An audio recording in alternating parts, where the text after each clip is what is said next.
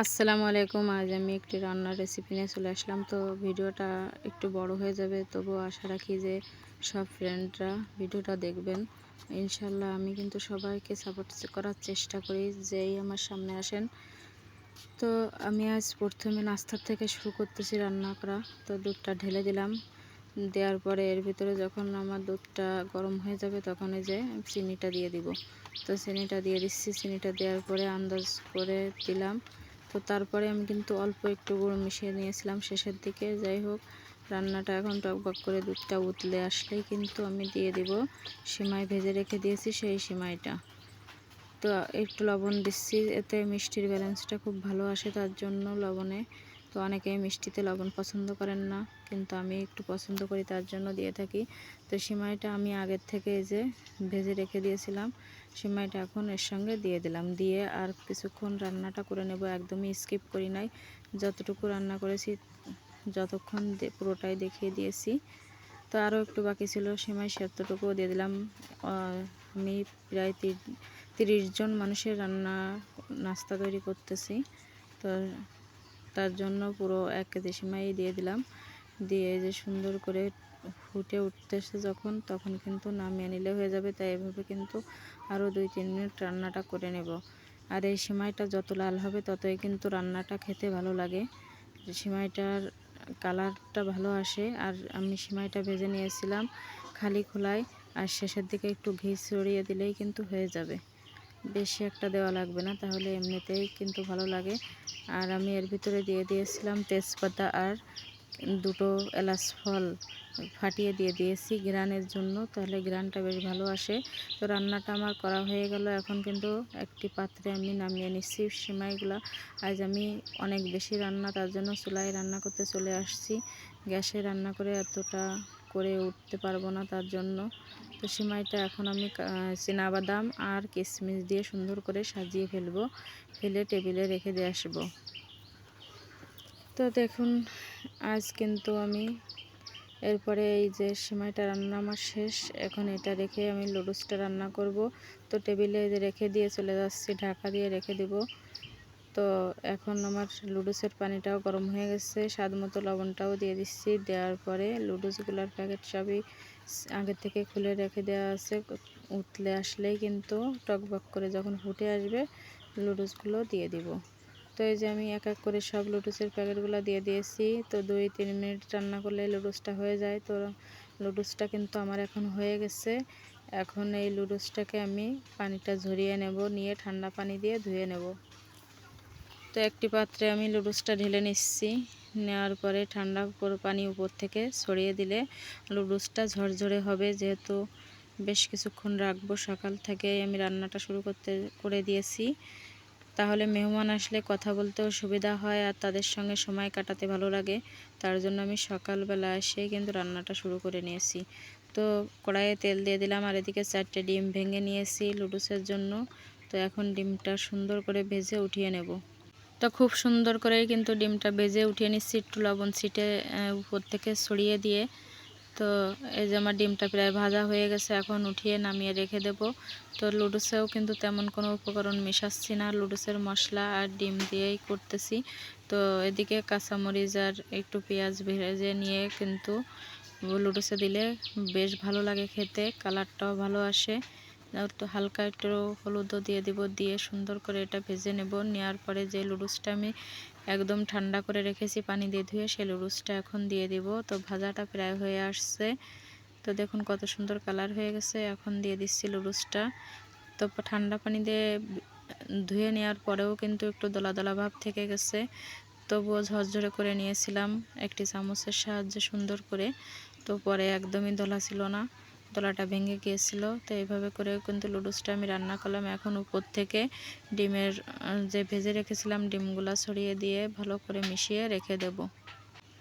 এখন কিন্তু এই যে সুন্দর করে মিশিয়ে নেওয়া হয়ে গেছে, উপর থেকে লুডুসের মশলাটা ছিটিয়ে দিয়ে নামিয়ে নেব একটি পাত্রে। তো এই যে নামিয়ে নেওয়া হয়ে গেছে। এবার কিন্তু আমি প্যাকেটের যে মশলাগুলো থাকে সেই মশলাটা উপর থেকে একটু ছড়িয়ে দেব। তো এই যে দেখুন দিয়ে দিচ্ছি, দিয়ে এভাবে ঢাকা দিয়ে রেখে দেবো। আর এদিকে আমার নাস্তার জন্য তরমুজ কেটে নিয়েছি আর তাল বড়া বানিয়েছিলাম, সেটা আর ভিডিও ছাড়া হয়নি। তো এগুলা দিয়েই নাস্তাটা দিব, আর বেশি কিছু আয়োজন করি নাই। তো তরমুজটা আমি কেটে আমার বোনদের দেখিয়ে দিয়ে যাচ্ছি যে কীভাবে কাটতে হয়। তো এই যে মাছ বরাবর কেটে একটু ডিজাইন করে দিব, তাহলে ছেলে আমাদের যেহেতু বাচ্চারা আসবে, বাচ্চারা খেতে পছন্দ করবে এভাবে, তার জন্য আমি দেখিয়ে দিচ্ছি এরকম করে কেটে, যে আমার ছেলে আর ছোটো বোন দুইজনে তরমুজটা সুন্দর করে কেটে রেখে দেবে সাজিয়ে। তো খুবই তীব্র গরম, তরমুজ রাখলে একটু ভালোই হয়, ঠান্ডা ঠান্ডা খেতে ভালো লাগে। আর মিষ্টি তো আছেই, দই মিষ্টি এগুলো দিলে আর বাচ্চাদের কিছুই লাগে না। তো এই যে এইভাবে করেই কিন্তু আমি 2 টুকরা করে দেখিয়ে দিয়ে গেলাম যে এইভাবে করে কাটতে। তো আমার ছেলে আর ছোটো বোন দুইজনে মিলেই কিন্তু সব তরমুজগুলো এইভাবে পিস করে কেটে রেখে দিয়েছিল। মাশাআল্লাহ দারুণ করেছে, এই দেখুন। তো এদিকে আমার রান্না সব কমপ্লিট হয়ে গিয়েছিল, সেগুলো পরে একটা ভিডিও নিয়েছিলাম। তো এই যে তরমুজ, মাংস সব কিছু মাশাআল্লাহ দারুণ হয়েছিল। তো নিজের মুখে বলা তো আর ভালো বলা, সেটা বলার মতো না, কিন্তু সবাই খেয়ে প্রশংসা করলে সেটাই বলার মতো কিছু মনে হয়। তো সবাই বলেছে মাশাআল্লাহ সব কটি রান্নাই ভালো হয়েছিল। তো এইভাবে করেই কিন্তু আজ আমি রান্নাগুলো সব একসঙ্গে কমপ্লিট করে নিয়েছিলাম। তো তরমুজটা কিন্তু খুবই মিষ্টি ছিল, আর সব কয়েকটি রান্নাই ভালো হয়েছিল। তো এখন চলুন কিভাবে রান্নাগুলো করেছি দেখে নেওয়া যাক। তো কড়াইয়ে সরিষার তেল দিয়ে দিলাম বেশ কিছুটা, দিয়ে আমি প্রথমেই গরুর মাংস থেকেই শুরু করে দিয়েছি রান্নাটা। তো পেঁয়াজ কুচি হালকা বাদামি করে ভেজে নিয়ে সব মশলা দিয়ে দিচ্ছি। 2 টেবিল চামচ রসুন বাটা, 2 টেবিল চামচ আদা বাটা, যেহেতু 2 কেজি গরুর মাংস, আর জিরা ধনিয়া বাটা, শুকনো মরিচ বাটা সব কিছু আমি আগের দিন করে রেখে দিয়েছিলাম ডিপ ফ্রিজে। মশলা দিয়ে সুন্দর করে কষিয়ে নিচ্ছি, আর লবণ আর হলুদটাও দিয়ে দেব, তাহলে তাড়াতাড়ি কিন্তু মশলাটা কষাতে সুবিধা হয়। তো এভাবে দেওয়ার পরে একটু গুঁড়ো মশলা আবার গোটা মশলাও দিয়ে দিলাম, দিয়ে এই যে সুন্দরভাবে একদম তেল ছেড়ে আসা পর্যন্ত কষিয়ে নিতে হবে। তো মশলা কষানোর কাছেই কিন্তু মাংসের স্বাদ আসে। তো মাংসটা এখন ঢেলে দিচ্ছি। মাংসটা এতটা খারাপ ছিল, এবার দিন পুরোটাই প্রায় হাড়। যাই হোক, খুবই সমস্যার ভিতরে 2 ধরনের মাংসই করেছি, যে কোনো কায়দায় আর কি হয়ে আসবে। তো এখন এই যে মাংসটা দিয়ে দিয়েছি, দিয়ে এটাকে একদম এই পানি ছাড়াই কিন্তু কষিয়ে নেব সুন্দরভাবে। আর কিছু গোটা মশলা হামানে ছেঁচে নিয়েছিলাম, সেগুলাও দিয়ে দিচ্ছি। দিয়ে দেখুন এই যে কত সুন্দর করে কষিয়ে নিয়েছি। আর সুই ঝাল কিন্তু আমার সবসময় ফ্রিজে থাকে, এটা আমার অনেক পছন্দের। তো আলু আর সুই ঝাল ধুয়ে পরিষ্কার করে রেখে দিয়েছিলাম, এখন কিন্তু কষিয়ে নেওয়ার পরে গরুর মাংসে ব্যবহার করতেছি। তারপরে আবার একটু কষিয়ে নেব, নিয়ে পানিটা দিয়ে দিব। তারপরে সব মশলা দেওয়ার পর কিন্তু এই চুই ঝালটাও দিয়ে দিলাম, দিয়ে এবার সুন্দর করেই কিন্তু কষাতে হবে। তো মাংসটা কিন্তু এভাবে পানি ছাড়া কষালে মাংসের স্বাদ বেশি দ্বিগুণ বেড়ে যায়, আর শেষে পেঁয়াজ বেরেস্তাও দিলে কিন্তু আরও বেশি ভালো লাগে। এখন আমি ব্লেন্ডার ধোয়া পানিটাও দিয়ে দিচ্ছি, দিয়ে এই পানিটাও কিন্তু একদমই কষিয়ে ফেলবো, তাহলে মাংসের স্বাদ বেশি আসবে। তো তারপরে এই পানিটা শুকিয়ে গেলে কিন্তু তারপরে আমি দিব ঝোলের পানি। তো গরুর মাংসতে একটু জাল বেশিই লাগে, আর প্রেশার কুকারে দিয়ে রান্নার থেকে যেহেতু চুলায় রান্না করতেছি, আজ আর প্রেশার কুকারে দিব না। তো এইভাবে করেই কিন্তু গরুর মাংসটা খুব সুন্দর করে রান্না করে নিয়েছিলাম। তো এদিকে আমি ভাবলাম একটু মুরগির মাংস মাখিয়ে রান্না করব। তো মুরগির মাংসটা একটি পাত্রে নিয়ে নিলাম, 5 কেজি মুরগি ছিল, তার ভিতরে প্রায় 10-15টা পেঁয়াজ কুচি করে দিয়েছি, 2 টেবিল চামচ রসুন বাটা, 2 টেবিল চামচ আদা বাটা, 2 টেবিল চামচ জিরে বাটা, ধনিয়া বাটা সব একসঙ্গে করে নিয়েছি, শুকনো মরিচ বাটা, আমি একটু পেঁয়াজ বাটাও ব্যবহার করেছি। তারপরে সরিষার তেল দিয়ে দিতে হবে আন্দাজ মতো, যে 5 কেজি মুরগি যেহেতু আমার, সেই আন্দাজেই আমি সরিষার তেল দেব। তো এর ভিতরে লবণ হলুদটাও দিয়ে দিলাম, দিয়ে একেবারে অনেকক্ষণ ধরে মাখাতে হবে প্রতিটা মাংসে যাতে লেগে যায়। তো এখন চুই আর তেজপাতা গোটা গরম মশলা সবই দিয়ে দিলাম, দিয়ে এখন কিন্তু হাতের সাহায্যে আমি মাখিয়ে নেব। তো এই দেখুন এলাচ সব গোটা মশলাগুলো কিন্তু হামানে ছেঁচে নিয়েছি, সেগুলাও দিয়ে দিচ্ছি, একটু গুঁড়ো মশলাও দিয়ে দিলাম, দিয়ে এখন উপর থেকে ধনিয়া গুঁড়া জিরে গুঁড়াটাও দিয়ে দিচ্ছি, আর এই যে সরিষার তেলটাও দিয়ে দিচ্ছি। 5 কেজির মতো মুরগির মাংস ছিল, সেই মুরগির মাংসে আমি প্রায় হাফ কেজি সরিষার তেল মাখিয়ে নিয়েছি, আর রান্নার সময় একটু ব্যবহার করব তার জন্য। তো প্রতিটা মাংস যাতে একদম মেখে যায় সেই অনুযায়ী করে মাখাতে হবে। তো এই মাখিয়ে রেখে দিচ্ছি। ওদিকে গরুর মাংসটা কিন্তু আমার চুলায় আছে। তো এইভাবে করে সুন্দর করে মাখিয়ে আমি এই ঢাকা দিয়ে রেখে দেবো প্রায় 1 ঘন্টা মতো, তাহলে মাংসের স্বাদ দ্বিগুণ বেড়ে যাবে আর খেতে কিন্তু বেশ ভালো লাগে। তো দেখুন এই যে আমার অনেকক্ষণ ধরে কোনো স্কিপ করি নাই, ভালোভাবে মাখাতেই আছি। তো সবাই কিন্তু আমার মুরগির মাংসের বেশি প্রশংসা করেছে যে এতটা টেস্ট হয়েছে।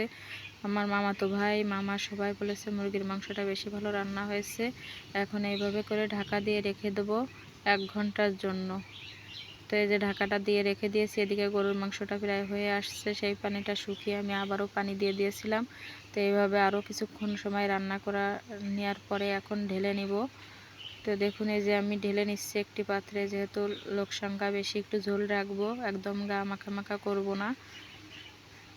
তো এইভাবে করে ঢেলে নেওয়ার পরে আমি ওই কড়াইটা হালকা একটু ধুয়ে নিয়েই কিন্তু অন্য আরেকটি রান্না বসিয়ে দেব। আমি কিন্তু এই রান্নাগুলা সব কিছু করার আগেই মুরগির মাংসটা মাখিয়ে রেখে দিয়েছিলাম। তো এখন কড়াইয়ে একটু ধুয়ে নিয়েছিলাম, বেশি একটা ধুই নাই, যেহেতু রান্নাটা করতে অনেক কষ্ট হয়ে যাচ্ছে, সব কিছু একসঙ্গেই করতে হচ্ছে একা একাই। এখনও আমার বোনরা এসে পারি নাই, তো এই মাত্র আমার বোনরা এসে পৌঁছালো।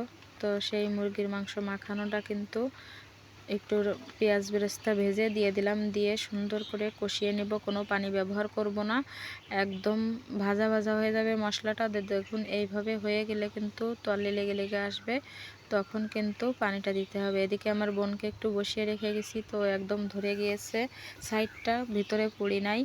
তো এখন ঝোলের পানিটা দিয়ে দিব। তো এখনও কিন্তু আমি আলু ব্যবহার করি না, এখন আলু চুই একসঙ্গে দিয়ে দেবো। মুরগির মাংসে চুই দিয়ে রান্না করলে বেশ ভালোই লাগে। তো এই যে পানিটা দিয়ে দিলাম, এর থেকে আর বেশি দিব না। ঢাকা দিয়ে রেখে দিলে মাংসটা হয়ে যাবে, একদম ভাজা ভাজা হয়ে গেছে, দেখেই বুঝতে পারতেছেন। তো খুব সুন্দর করেই কিন্তু রান্নাটা করে নিয়েছে, একটু সাইডটা ধরে গেছে, এবার তলে কিন্তু ধরে নাই। এখন আলু দিয়ে দিলাম আর চুই ঝাল একসঙ্গে দিয়ে ঢাকা দিয়ে রেখে দেব, তাহলে মিডিয়াম আছে রান্নাটা হয়ে যাবে। তো রান্নাটা প্রায় হয়ে গেছে, এই যে নামিয়ে নিয়েছি। তো দেখেই বুঝতেছেন যে মুরগির মাংসটাও কিন্তু দারুণ স্বাদে রান্না হয়েছিল। তো দেখুন এই যে এখন নামিয়ে রেখে দিলাম মুরগির মাংসটা। এখন এটা রেখে দিয়ে আমি একটু মুড়িঘণ্ট রান্না করব। তো একটি কাতলা মাছের মাথা নিয়ে নিয়েছি, ছোট ছোট পিস করে নিব, নিয়ে এটাকে সুন্দর করে ভেজে নিব। খুব সুন্দর করে মাছগুলো ভেজে নেওয়া হয়ে গেল। এখন উল্টিয়ে পাল্টিয়ে এই মাছগুলো কিন্তু একটি পাত্রে আমি উঠিয়ে নেব। আর ছোলার ডাল দিয়ে মুড়িঘণ্ট তৈরি করব, তার জন্য আমি ছোলার ডালটাকে প্রায় 4 ঘন্টা যাবৎ ভিজিয়ে রেখে দিয়েছিলাম, সেই ডালটাকে যাতে সিদ্ধ হতে সময় কম লাগে তার জন্য। তো মাছগুলো আমার ভেজে নেওয়া হয়ে গেল, এই যে উঠিয়ে নিচ্ছি। উঠিয়ে নেওয়ার পরে কড়াইয়ে সরিষার তেল দিয়ে নিব। আর সব ধরনের মশলা আমি এই যে নিয়ে নিয়েছি, বাটা মশলা, পেঁয়াজ বেরেস্তা বানিয়ে বাটা মশলাগুলো দিয়ে দিলাম, দিয়ে সুন্দর করে কষিয়ে নেব। তো কষিয়ে নিয়ে লবণ হলুদ তো পরিমাণ মতো দিব, দিয়ে মাছের মাথাটা আবারও দিয়ে দিব, দিয়ে সুন্দর করে কষিয়ে নেব। তো লবণটাও দিয়ে দিলাম, হলুদটাও দিয়ে দিচ্ছি। এদিকে আমি বয়েস দিচ্ছি, এদিকে কিন্তু মেঘ ডাকতেছে, বৃষ্টিও হচ্ছে, তার ভিতরে ঠান্ডায় ঠান্ডায় বয়েসটা আমি দিচ্ছি। একটু বৃষ্টির শব্দ হতে পারে, আশা করি আপনারা সেটা বুঝতে পারবেন আর মানিয়ে নেওয়ার চেষ্টা করবেন। তো এখন আমি যে মাথাগুলো ভেজে রেখেছি, মাথাগুলো দিয়ে একটু কষিয়ে নিচ্ছি। একদম মাংসের সব ধরনের মশলাই কিন্তু দিতে হবে। আর আমি একটু কাঁচা মরিচ কয়েকটি ছিঁড়ে দিয়েছি। তারপরে যে দিয়ে সুন্দর করে কষিয়ে নেওয়ার পরে এখন যে ডালটা ভিজিয়ে রেখেছিলাম, ভালোভাবে ধুয়ে রেখে দিয়েছি, ডালটা এখন দিয়ে দেব, এই মাছের সঙ্গে দিয়ে একসঙ্গে কষিয়ে নেব।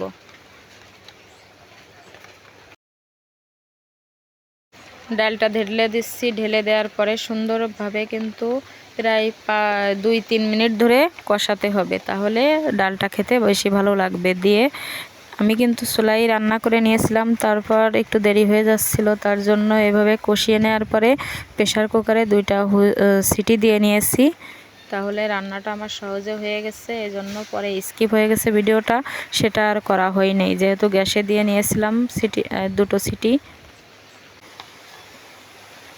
এই পানি দিয়ে কষিয়ে নিয়ে তারপরে কিন্তু আমি প্রেসারে নিয়ে চুলায় আর রান্নাটা করি নাই, যেহেতু আমার এখনও পোলাওটা রান্না করতে হবে, তার জন্য সিটি দিয়ে নিয়েছিলাম 2টা প্রেসার কুকারে গ্যাসের চুলায় গিয়ে। আমি 4 কেজি ওজনের 4 কেজি চাল নিয়েছি, পোলাওর ধুয়ে পানি ঝরিয়ে রেখে দিয়েছিলাম। এখন এই যে চুলায় রান্না করে নিচ্ছি, আর ওদিকে ডালটা আমার সিটি দিয়ে দিয়েছি বোনাদের দ্বারে। তো রাইস কুকারে পানিটা গরম করতে দিয়ে দিয়েছিলাম। চালটা ভাজার পরে আমি সাদা পোলাও রান্না করব, তার ভিতরে গরম পানি দিয়ে দিলাম, দিয়ে এভাবে করেই কিন্তু রান্নাটা করে নিচ্ছি। আর সব ধরনের মশলা আমি আগের থেকে দিয়ে নিয়েছিলাম, তো অফ ক্যামেরায় সেটা নেওয়া হয়ে গেছে। এখন স্বাদ মতো লবণটাও দিয়ে দিচ্ছি, দিয়ে ঢাকা দিয়ে রেখে দিলেই কিন্তু আমার পোলাওটা রেডি হয়ে যাবে। তো দেখুন আমার পোলাওটা কিন্তু একদম হয়ে গেছে। তো অফ ক্যামেরার পরে এখন ফিরে ক্যামেরাটা চালু করে দেখি, একদম পারফেক্টলি আমার পোলাও হয়ে গেছে। এখন পোলাওটা বেড়ে নেব, যেহেতু আমার মেহমান সব চলে আসছে, তাদের নাস্তাটা দিয়ে দিয়েছিলাম। তো ভিডিও করতে চায় না তেমন একটা আমার বোনরা, তার জন্য আর করা হয় নাই। তো এখন কিন্তু ওদের জন্য দুপুরের খাবার বেড়ে ফেলতেছি, এখন সবাইকে এক এক করে খেতে দিয়ে দিব। তো দেখুন মাশাআল্লাহ আমার দারুণ রান্নাটা হয়েছিল, ভাতটা অনেক ভালো হয়েছিল। আর প্রতিটা রান্নাই নিজের রান্না নিজেই তো বেশ ভালো বলা যায় না, কিন্তু আমার মামা মামি সবার অনেক পছন্দ হয়েছে রান্নাটা। সবাই একসঙ্গে খেতে বসেছিল, পুরুষরা আর মহিলাদের পরে বসিয়ে দিয়েছিলাম। তো মাশাআল্লাহ খুবই ভালো হয়েছিল। আর এই আমার মিষ্টি 2টো আম্মু আছে, তারা দেখুন খাওয়ার পরে আবারও লিপস্টিক দিচ্ছে আম্মুর কাছে এসে, এত দুষ্টু কি আর বলবো।